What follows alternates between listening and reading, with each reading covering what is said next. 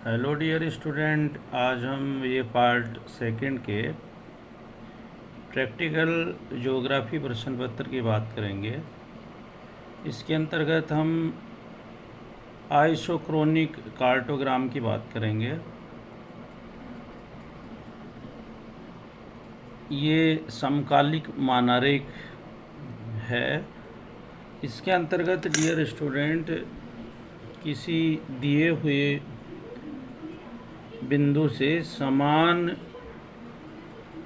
समय में पहुंचने वाले स्थानों को मानचित्र पर मिलाने वाली रेखाओं को समकाल रेखाएं कहते हैं डियर स्टूडेंट। यानी किसी दिए हुए बिंदु से समान समय में पहुंचने वाले स्थानों को मानचित्र पर मिलाने वाली रेखाओं को समकाल रेखाएं कहा जाता है। आइसोक्रोन्स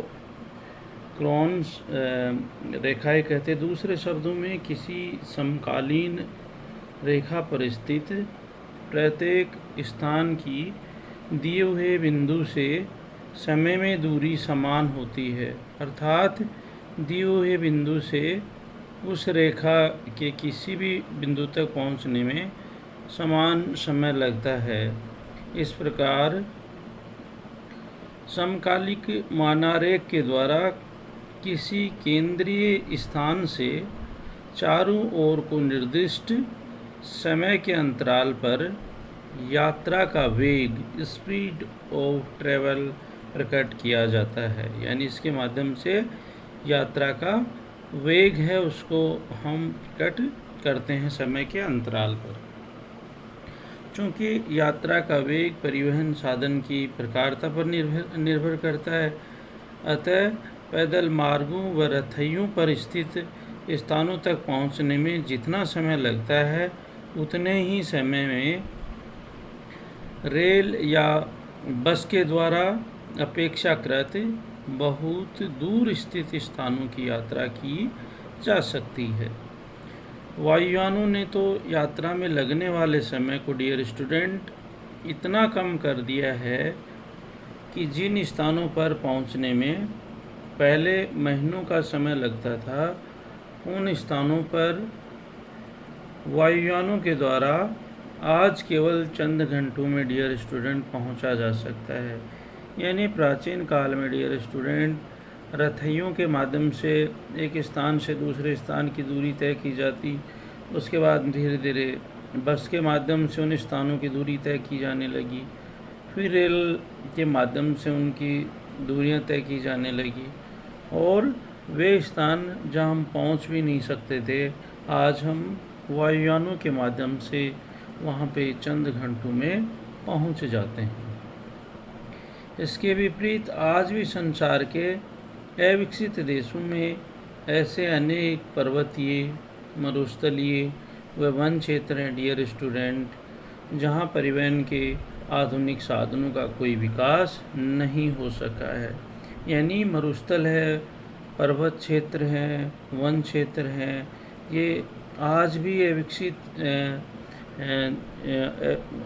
अविकसित देशों में ऐसे क्षेत्रों में परिवहन के साधनों का भी विकास नहीं हो पाया है। समकालीन मानारेखों के द्वारा उपरोक्त दोनों प्रकार के क्षेत्रों की यातायात संबंधित इन भिन्नताओं को स्पष्ट किया जाता है। यात्रा समय के अतिरिक्त भूकंप व ज्वारीय तरंगों के वेगों को क्रमशः सेकंडों व घंटों में प्रदर्शित करने के लिए भी इस प्रकार के मानारेख डियर स्टूडेंट बनाए जा सकते हैं। यानी परिवहन के साधनों के साथ साथ हम इस मानारेख के माध्यम से भूकंप व ज्वारीय तरंगों के वेग को भी हम दिखा सकते हैं। समस्त संसार का समकालिक मानारेख बनाने के लिए समदूरस्थ, तिर्यक, मध्य,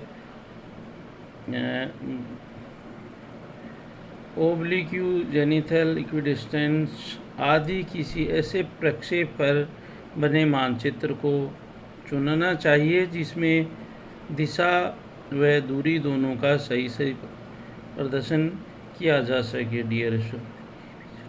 ये AB चटर्जी द्वारा डियर स्टूडेंट बनाया हुआ एक आइसोक्रोन मनारेख है। इसमें इन्होंने सबसे पहले ऊपर टाइटल, फिर उसके बाद में time taken to travel from Howrah station bus stand to different part of Howrah city.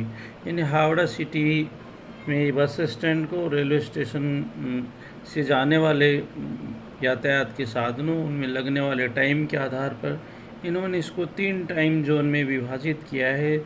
इस एरिया को 15 मिनट से कम समय वाले क्षेत्र, दूसरा है 15 से 30 मिनट वाला क्षेत्र और तीसरा है 30 मिनट से अधिक लगने वाले क्षेत्र। इन 3 टाइम जोनों में बांट करके इन्होंने बस के रूट्स और हावड़ा स्टेशन बस स्टैंड से ये चीज़ें निर्धारित की हैं समकालिक मानारेख के माध्यम से। इन्होंने इनको 5-5 डिग्री 5-5 उसके ऊपर अंतराल के ऊपर एक समान दूरी के ऊपर उन्होंने इसको 5 मिनट के अंतराल पर समकालिक रेखाएं खींची हैं डियर स्टूडेंट। बड़े बड़े क्षेत्रों की भांति किसी भी महानगर का समकालिक मानारेख डियर स्टूडेंट बनाया जा सकता है। ये जो एग्जाम्पल दिया इसमें चटर्जी द्वारा ये हावड़ा का समकालिक मानारेख दिखाया गया है और इस मानारेख में 5 मिनट के अंतराल पर समकाल रेखाएं खींचकर हावड़ा स्टेशन बस स्टैंड से नगर के डियर स्टूडेंट भिन्न भिन्न स्थानों की समय में दूरियां प्रकट की गई हैं।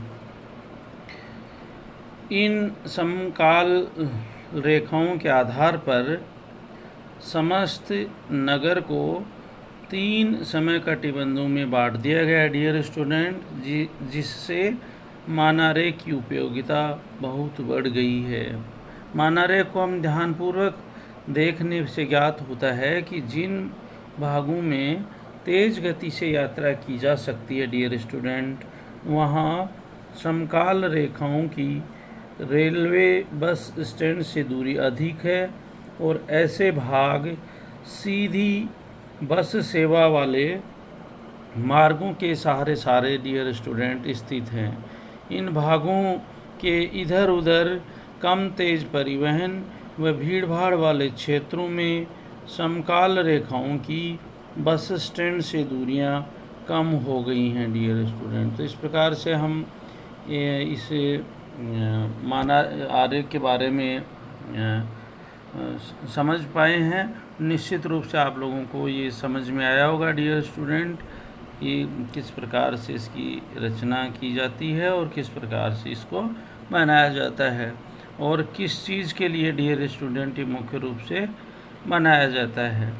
मुख्य रूप से इसके अंतर्गत परिवहन के साधनों और विशेष रूप से बस है या रेल है, उनके से लगने वाले समय के आधार पर हम उनकी दूरियों को निश्चित करते हैं और किसी भी समान टाइम जोन में उसको हम विभाजित करके इस मानारेख की डियर स्टूडेंट रचना करते हैं।